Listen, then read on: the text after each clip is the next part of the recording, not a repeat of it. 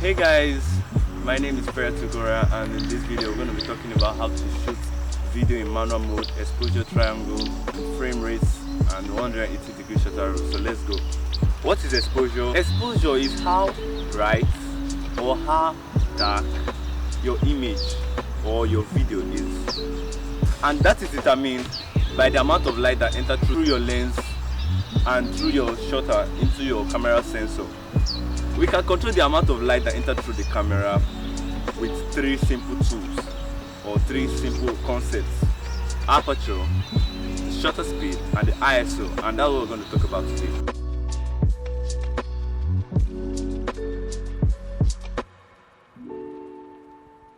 We're starting from the least creative to the most creative, that has the most control of the image, how nice your image will look.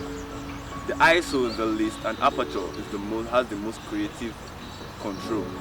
Fake lights, artificial brightness, these are all terms you can actually use to categorize ISO. ISO does not deal with the real light that is in front of the camera, but it actually increases the sensitivity of the camera sensor to the light that is there already. ISO has a catch. ISO has a catch. When you increase the ISO, you in turn increase the digital noise in the camera sensor, and that is not advised, except that's the look you're going for. And I'm sure that's not the look you're going for. The higher the ISO, the higher the noise the image gets, and the lower the ISO, the less noise the image acquires. So that's why I would advise that ISO should always be the lowest it can be at a particular point in time. If you're shooting in broad daylight, there's no need increasing the camera sensitivity to light because there's sufficient light around. But if you're in a place where there's no sufficient light, like in your room with poor lighting or somewhere else, or at night, you have to increase the ISO. But mind the way you increase it so you don't introduce unwanted noise to the image.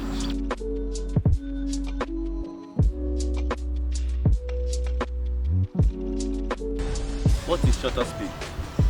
Shutter speed is the amount of time the shutter opens for light to hit the camera sensor.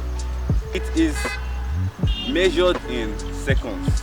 The slower the shutter speed, the more light that hits the sensor, and the faster the shutter speed, the less light that hits the sensor. So the slower the shutter speed, the brighter your image gets, and the faster your shutter speed, the darker your image gets. Faster shutter speed helps catch motion.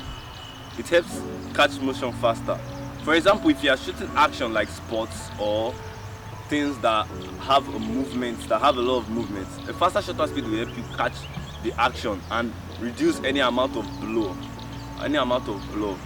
But a slower shutter speed is also significant too. In case of long exposures, in case of some creative, because I've seen some creative portraits that have to do with a lot of blow. But it's only used when you know what you're doing. I would advise an average shutter speed for something like portraits and that don't have much movement.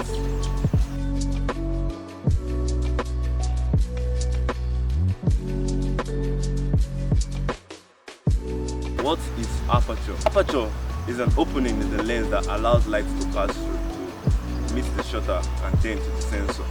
Okay, aperture is responsible for all those pictures you see with the blurry backgrounds of video. In most movies we watch have like a blurry background that makes it a bit cinematic, and that's the work of the aperture. The bigger the f number, f5.6, f11, f19, f22 and so on, the bigger the number, the smaller the opening and the less blurry the background gets.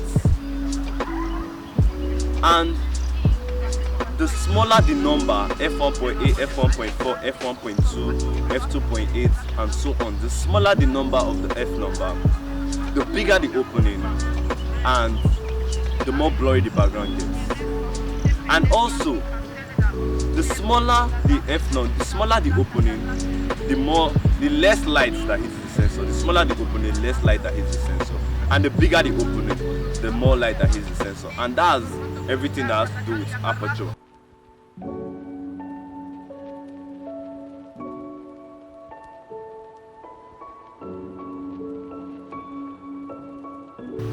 And the control of these three, the control of the ISO, the aperture, and the shutter speed, that's what gives you a balanced and well exposed image. If you know you want to shoot something like a landscape, you know you want everything to be in focus, then you choose a wide or a bigger f number like f9, f11. When you choose that, then next you choose the shutter speed.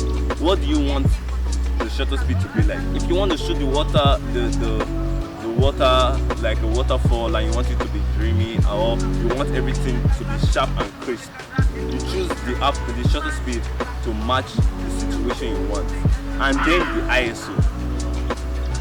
That's why I feel your hierarchy should be when you're choosing to get a right exposure, or when you're choosing your camera settings to get a perfect exposure.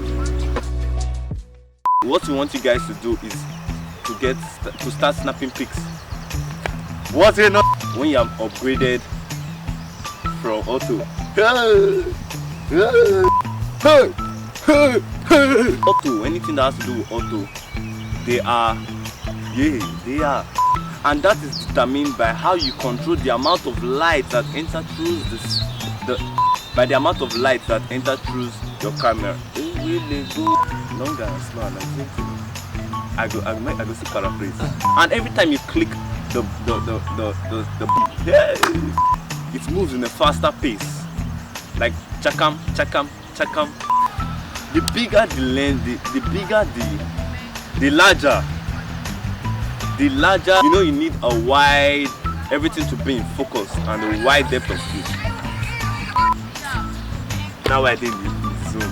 Hey, you see it? My battery is low. Hey.